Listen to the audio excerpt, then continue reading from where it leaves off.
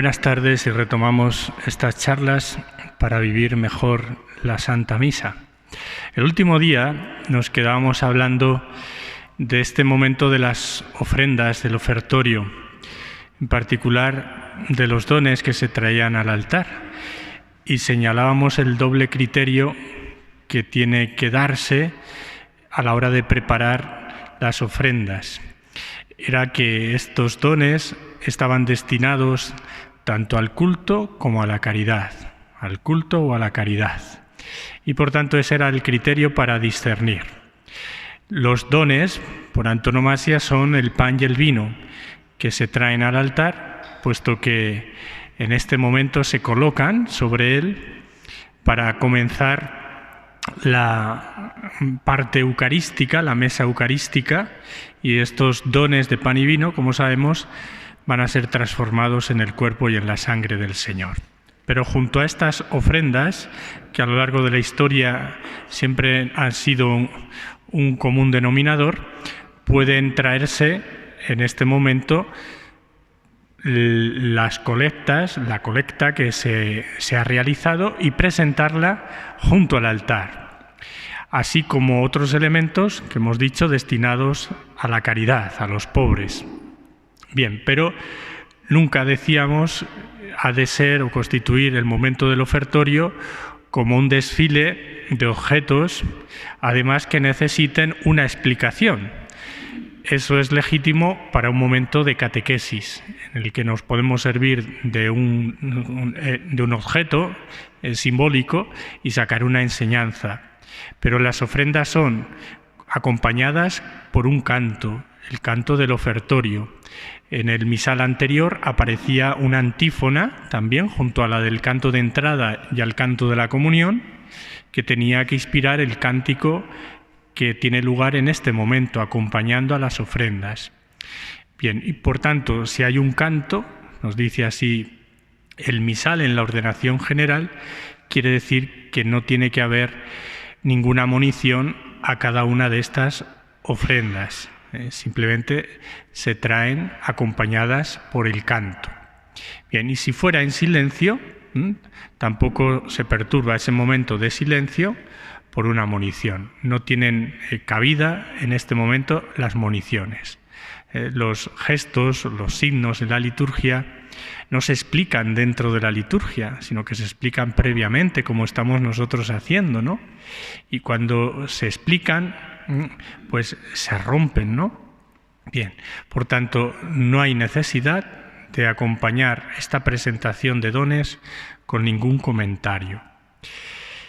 Bien, una vez que se llega al altar, se presentan ante el sacerdote o el diácono, y son ellos, al pie del presbiterio, quienes recogen estos dones y los llevan al altar para disponerlo en este momento para la liturgia eucarística.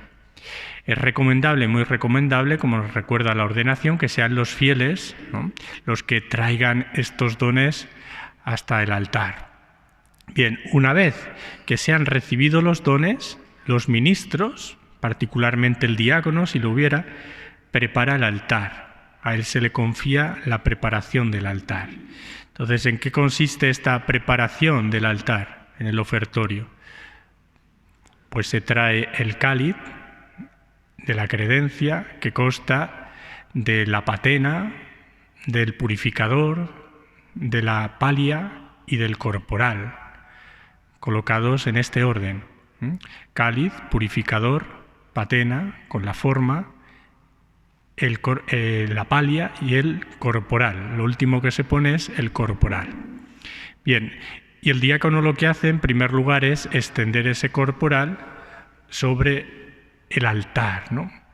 Fijaos, hay un comentario piadoso que nos puede servir muy bien para vivir este momento del ofertorio. ¿Por qué?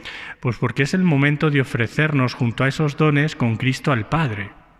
En el momento en que el diácono o el ministro extiende el corporal, podemos evocar a ese momento en que Jesús le dice a Pedro, después de la confesión en el Tiberíades, la triple confesión del amor, Le dice, sígueme. Dice, cuando eras joven ibas donde querías, tú mismo te ceñías e ibas donde querías. Llegará un momento en que otro te ceñirá, extenderás las manos y te llevará donde no quieras. ¿No? Esto lo dijo aludiendo a la muerte con que iba a dar gloria a Dios, ¿no? Bueno, pues ese extender las manos de Pedro es este extender el corporal, que es extender nuestra vida ante Dios. Es el momento del ofertorio. Ofrecer, extender nuestra vida con lo que somos, con lo que tenemos en esa jornada, con nuestras penas, sufrimientos, nuestras alegrías y nuestras esperanzas, tal y como señalamos en el ofrecimiento de obras, que es una preciosa síntesis de este momento, del momento del ofertorio de la misa, ¿no? Te ofrezco con mis gozos, mis alegrías, mis tristezas, mis sufrimientos, todo lo extiendo en el corporal, porque mi vida, extendida de esta manera, junto al pan y junto al vino, va a ser transformada por el Señor. Cuando yo tome esos dones convertidos en el cuerpo y en la sangre del Señor, yo me voy a transformar en este alimento que voy a recibir, en el mismo Cristo. Pero es la disposición de la liturgia en este momento, extender todo lo que somos. Por eso ayuda que este momento de la liturgia sea vivido en silencio. Es verdad que se recomienda un canto, pero fijaos, en el misal actual de Pablo VI, de San Pablo VI, no aparece la antífona del ofertorio. Permanece la de entrada y la de comunión, pero no se ha insertado la segunda, que es esta. Precisamente también para ayudarnos a guardar este momento de silencio, de recogimiento interior, para que todos nuestros sentidos interiores se viertan sobre el altar, ¿no?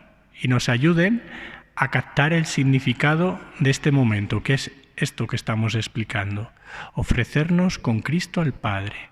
Lo que tengo entre manos en ese día, lo que me preocupa, lo que me llena de gozo, toda mi vida puesta en el altar.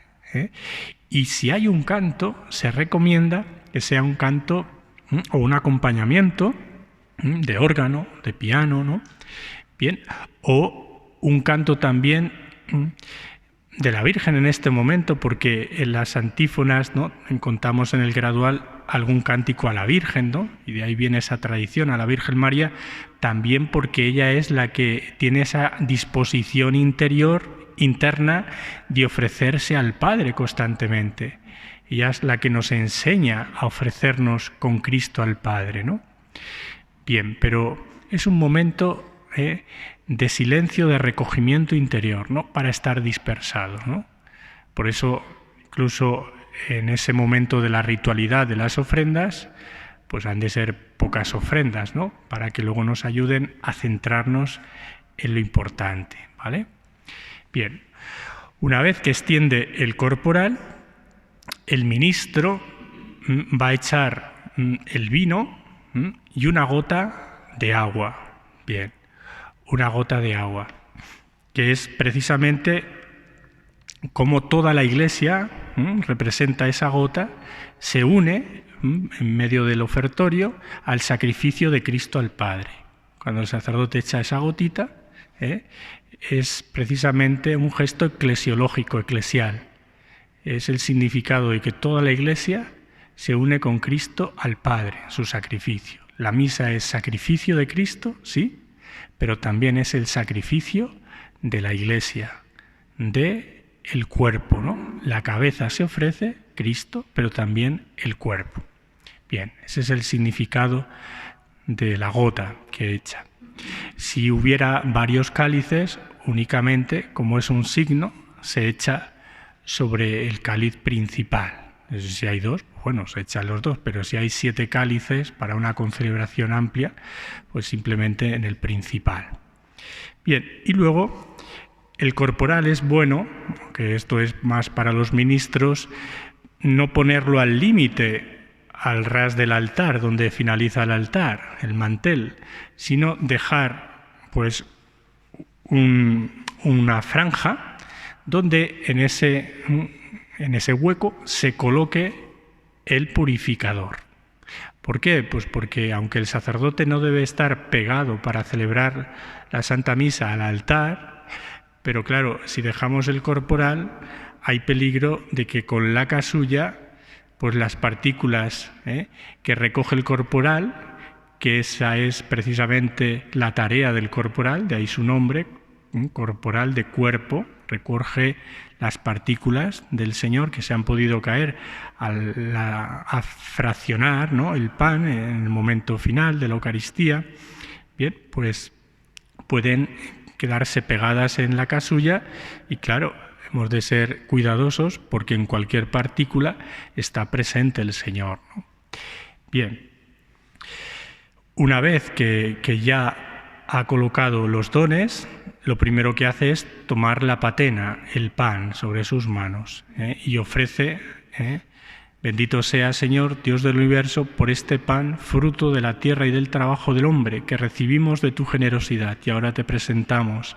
Él será para nosotros pan de vida, y lo mismo con el cáliz, bebida de salvación. Bendito seas por siempre, Señor, ¿no?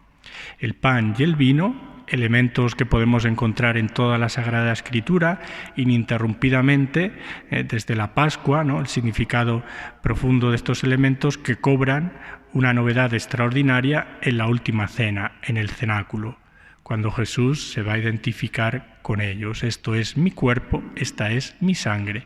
Y ya no es pan, ya no es vino, sino que va a ser su cuerpo, su propia sangre. Bien, entonces después de hacer el ofertorio, el sacerdote se inclina profundamente, ¿no?, y hace una oración en la que reconoce precisamente su indignidad, ¿no?, la indignidad para celebrar estos misterios, ¿no? Igual que veíamos que antes de proclamar el Evangelio, el sacerdote se inclinaba delante del altar y decía: purifica, Señor, mi corazón y mis labios para que anuncie digna y competentemente tu santo Evangelio. En este momento hace una oración secreta. Hay varias oraciones secretas, ¿no?, que los fieles nunca las escucháis. ¿Y qué dice esa oración? Acepta, Señor, nuestro corazón contrito y nuestro espíritu humilde, que este sea hoy nuestro sacrificio y que sea agradable en tu presencia, Señor Dios nuestro. Nuestro corazón contrito, ¿no? Somos pecadores, somos débiles, como el Evangelio de hoy. No lo merecemos, Señor, acercarnos a este misterio, pero lo necesitamos, ¿no? Corazón contrito, espíritu humilde, ¿no? Y a continuación tiene lugar el lavabo. El lavabo es un gesto que es obligatorio, no es potestativo. ¿Por qué? Porque tiene un significado profundo. El sacerdote se deja lavar las manos y dice esta frase, también en silencio, en secreto: lava del todo mi delito, Señor, limpia mi pecado. ¿Por qué? Porque al igual que hemos señalado ahora, que antes de proclamar el Evangelio se inclina ante el altar, y pide que purifique su corazón y sus labios, que va a prestar a Dios para la proclamación del Evangelio del resucitado. En este momento, antes de la liturgia eucarística, en el momento de la consagración, que con sus mismos dedos va a tocar el cuerpo del Señor, reconoce la indignidad, ¿no?, de su persona, ¿no?, elegida por Dios, los dedos que van a tocar su cuerpo, ¿no?, y pide que los purifique. Igual que ha pedido que purifique el corazón y los labios, ahora estos dedos, estas manos que va a lavar, ¿no?, porque van a entrar en contacto con Él, que es el Todo Santo, ¿no? Bien, este es el significado profundo, ¿no?, del lavatorio. Por eso no se puede suprimir, porque, bueno, pues es evidente que el sacerdote en este momento no se lava las manos para limpiárselas. Eso lo ha tenido que hacer antes de revestirse en la sacristía, ¿no? Si viene de otra tarea anterior a la Santa Misa, pues en el aseo de la sacristía se lava las manos con jabón. Este es un lavado que tiene este significado de reconocimiento de indignidad, ¿no? Bien, ¿Qué sucede en los domingos, las fiestas, las solemnidades? Que antes del lavabo se introduce el gesto de la incensación. Dijimos que al llegar al altar también en los domingos, solemnidades, fiestas, algunas de ellas, ¿no? Bien, pues se puede dar la incensación, ¿no? ¿Cuál es el significado profundo que tiene en este momento del ofertorio? Pues tiene un significado eminentemente sacrificial. En este sentido que acabamos de explicar, de ofrecernos con Cristo al Padre. Entonces, lo primero que se va a incensar, en este orden, son las ofrendas. Y sobre ellas se traza la señal de la cruz, dice en la ordenación general, lentamente se traza la señal de la cruz, o se inciensa con 3 balanceos, en 3 lugares, centro, izquierda, derecha, izquierda, ¿vale? En ese sentido. Bien. Y luego va a incensar a continuación la cruz. ¿Por qué? ¿Por qué decíamos que junto al altar siempre o cerca del altar ha de haber una cruz? Porque el altar es el lugar del sacrificio. Y el ofertorio es el inicio de este ascenso al Calvario. Las ofrendas son esto, ¿no? Que hemos dicho, ofrecernos con Cristo al Padre. Pues con Cristo, en la cruz, nos ofrecemos al Padre. Es lo segundo que se inciensa. Y luego se va circundando con pequeños balanceos el altar, ¿no? Incensándolo todo él, porque es el lugar del sacrificio. A continuación, el ministro, pensemos que hay un diácono, es una celebración completa, inciensa al celebrante, ¿no?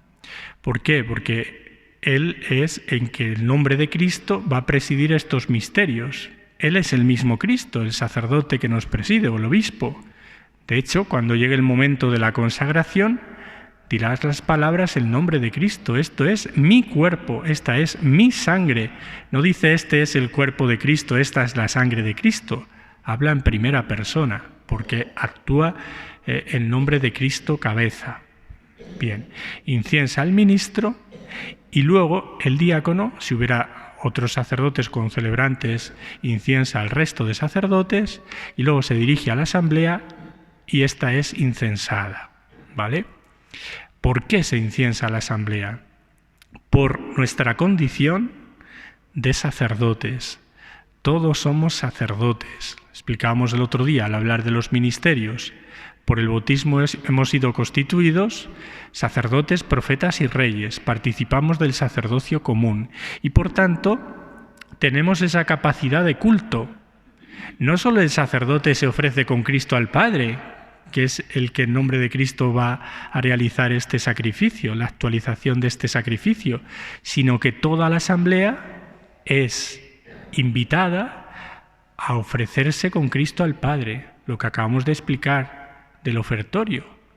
El Presbyterorum Ordinis 5, este decreto de los presbíteros del Vaticano II, en el número 5, dice que los sacerdotes tienen que animar, enseñar, ¿no?, a sus fieles a ofrecerse con Cristo al Padre en la Eucaristía, a descubrir que la misa es un ascenso al Calvario, un ofertorio, ¿no? Y eso es lo que sucede en este momento. Se inciensan junto a las ofrendas porque todos somos templos del Espíritu Santo, ¿no? Y todos en este momento, con ese incienso que se eleva y que se confunde con la bóveda del templo, es como entendemos que eso que hemos puesto junto al altar, en el corporal, con el pan y en el vino, es elevado hasta el trono de la gracia. Llega hasta el Padre nuestra vida, ¿no? Es el sentido del incienso en la oración, ¿no?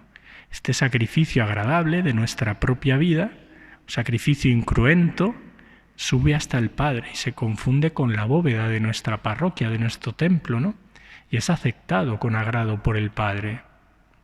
Y a partir de ese momento, luego viene el lavatorio. En este momento se ha introducido la incensación y ya comenzaría la plegaria eucarística, la gran oración de la misa, ¿no? La misa hay 3 oraciones, hemos dicho: colecta, sobre las ofrendas y luego la poscomunión.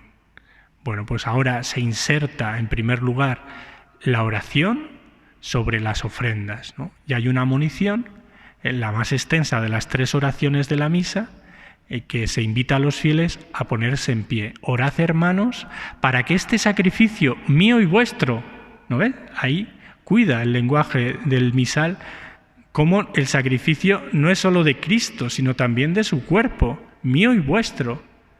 Orad, hermanos, para que este sacrificio mío y vuestro sea aceptado por Dios Padre Todopoderoso, ¿no? Y ya en pie, ahí en pie nos ponemos en pie.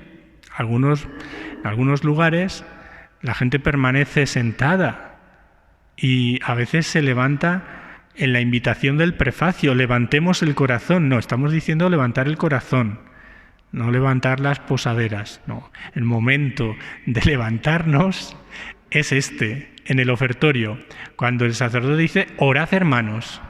En la oración colecta y en la oración poscomunio dirá simplemente oremos y se levanta la asamblea. Aquí es una invitación más amplia con este sentido del sacrificio al que nos unimos todos, cabeza y cuerpo. Y ya de pie, pues se recita la oración sobre las ofrendas, ¿no? Bien, que el común denominador de estas oraciones son muy variadas, claro, y dependiendo de la fiesta, si es un domingo, ¿no? Si es una fiesta de un santo, de un misterio de la vida del Señor, ¿no? Pero todas tienen como común denominador, ¿no?, que mencionan los dones y hacen referencia a lo que hemos explicado del ofertorio, que igual que estos dones son presentados, acepte el Señor también nuestra propia vida, ¿no?, junto a estos dones, y también pide que nuestra vida sea transformada, ¿no? Esas son muy recurrentes, esas peticiones en la oración sobre las ofrendas. Que lo que ocurra en estos dones que son presentados, como también presentamos nuestra vida, pues ocurra en nosotros. Y eso es lo que ha de suceder en cada Eucaristía. Ser eucaristizados, cristificados, transformados, ¿no? Bien. Y después de esta oración sobre las ofrendas, ya comenzaría la gran plegaria eucarística. Bien, vamos ahora a hacer una introducción a esta gran oración de la Iglesia, la plegaria eucarística. Bien, la plegaria eucarística se divide en varias partes. Tiene una parte, en primer lugar, que es móvil, que es el prefacio, y una parte también que es fija, que es la plegaria en sí, ¿no? Bien, hay plegarias, ahora ya describimos cada una de ellas, ¿no?, que tienen el prefacio fijo, inamovible, con ese texto, con esa plegaria, y hay plegarias que le tienen ese prefacio, pero es móvil, puede también conjugarse con otros prefacios, ¿no? Entonces vamos explicando. ¿Cuál es la plegaria eucarística que es más antigua? Bueno, primero decir, que hay 4 plegarias eucarísticas principales, la primera, la segunda, tercera y cuarta. Luego encontramos en el misal 2 de reconciliación, 4 por diversas necesidades.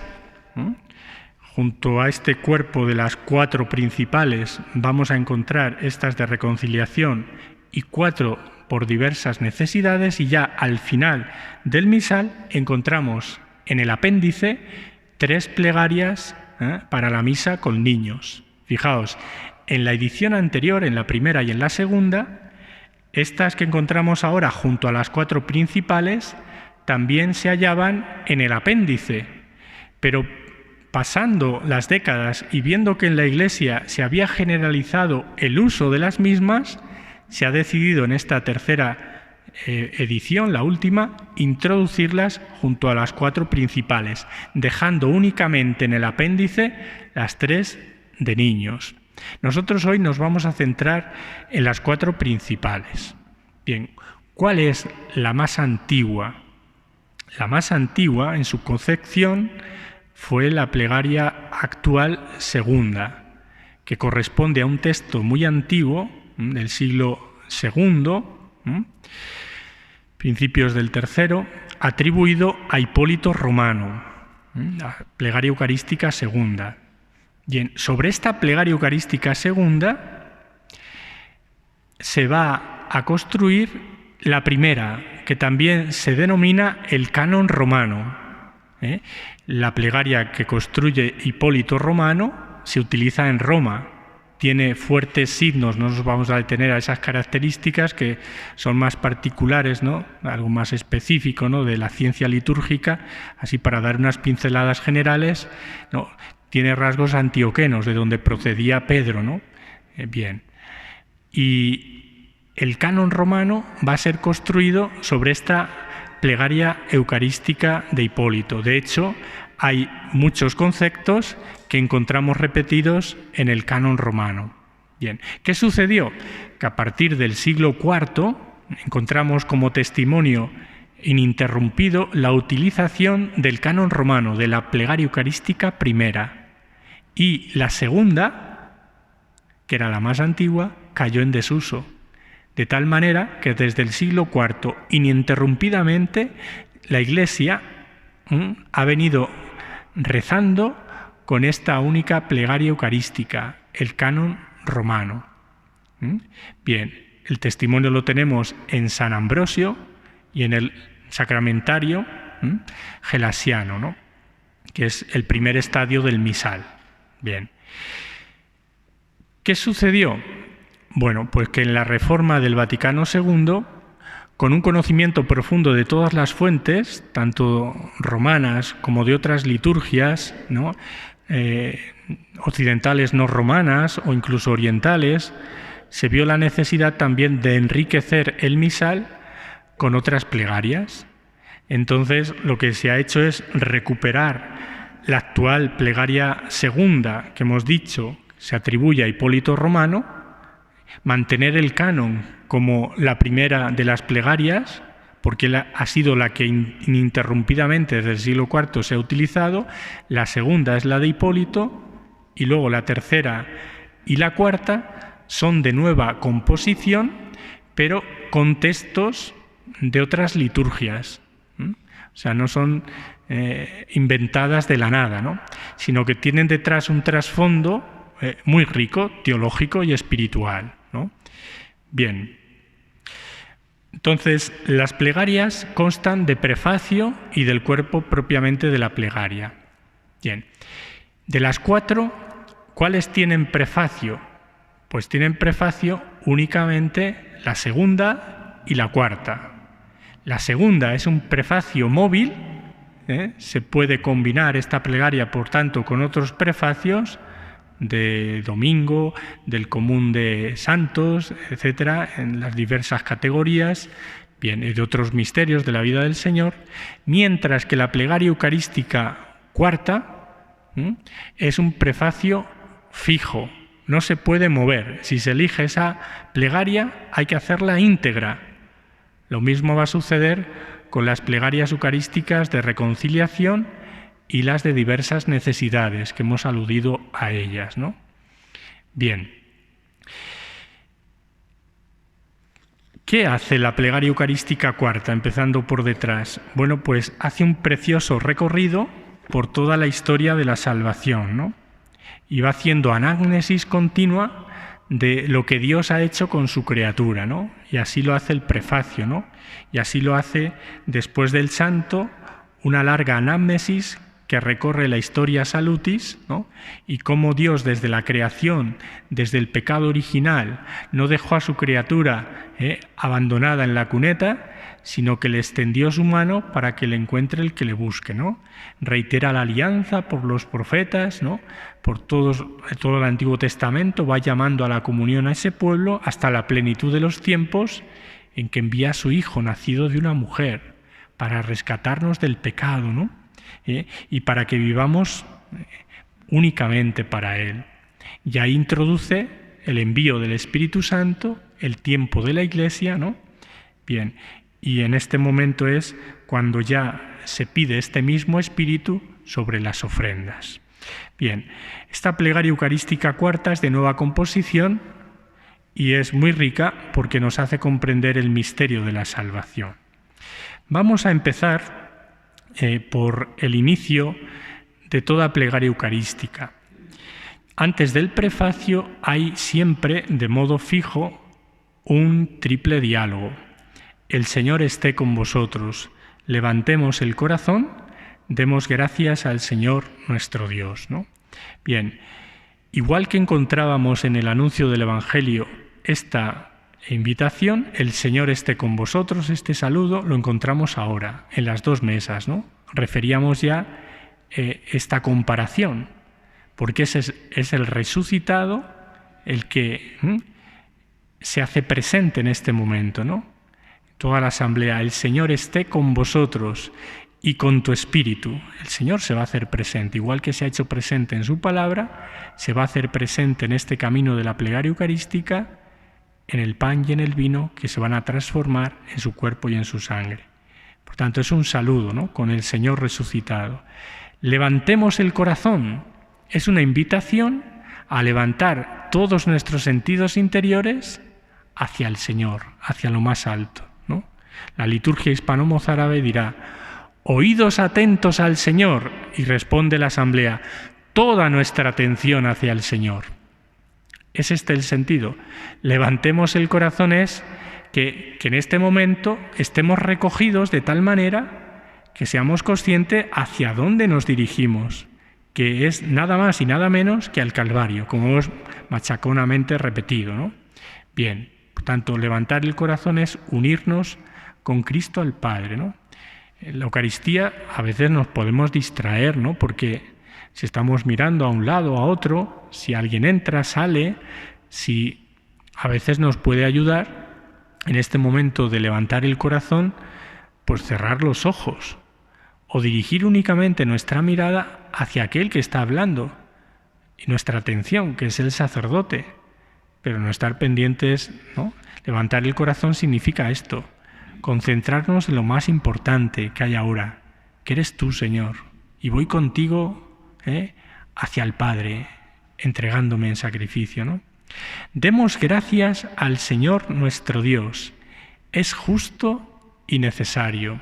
Es justo y necesario. Bien, aquí se nos invita a dar gracias. La Eucaristía significa acción de gracias, ¿no? Y se reconoce por parte de la Asamblea que es justo y que es necesario. Fijaos, aquí se habla de la virtud, de la justicia y también de la necesidad, ¿no? Necesitamos, a veces cuando planteamos en términos, ¿no?, la misa, ¿es obligatoria? Tantas cosas en la vida cristiana. ¿Es obligatorio esto? No, pero es necesario. ¿Qué es más fuerte, obligatorio o necesario? Necesario. ¿Es obligatorio comer? No, nadie te obliga. ¿Es necesario? Sí, porque si no, morimos. ¿Es obligatoria la misa? No es obligatorio. ¿Es necesario? Sí, ¿no? Y esto hemos de caer en la cuenta con todas las cosas del Señor. ¿Son obligatorias? El que ama no entiende la palabra obligación, entiende la palabra necesidad, ¿no? Pero es justo y necesario. Justo, bien. La virtud de la religión, dice Santo Tomás, cae dentro de la virtud de la justicia. La justicia comúnmente sabemos que es dar a cada uno lo que le corresponde, ¿no? La virtud de la religión es aquella por la que el hombre da a Dios lo que le corresponde, y es la gloria y la alabanza, la acción de gracias. A Dios le corresponde nuestra gratitud de criaturas, nuestra alabanza, nuestra glorificación. Por eso decimos en este momento, cuando se nos invita a dar gracias al Señor, es justo, es nuestro deber, está en nuestro ADN de criaturas creadas por el Padre, de hijos redimidos por el Hijo, de santificados por el Espíritu Santo que se ha derramado sobre nosotros, ¿no? Es justo, es un deber de justicia, de religión, ¿no?, darle gracias al Señor. Y es algo necesario para no languidecer como hijos, como hermanos, ¿no? Bien. Bueno, pues aquí nos quedamos en este saludo triple inicial y ya el próximo día iremos recabando poco a poco en cada una de estas plegarias eucarísticas, viendo en primer lugar la estructura, junto a estas partes que ya hemos explicado, la estructura que tiene la plegaria eucarística, los elementos más importantes. Gloria al Padre, al Hijo y al Espíritu Santo.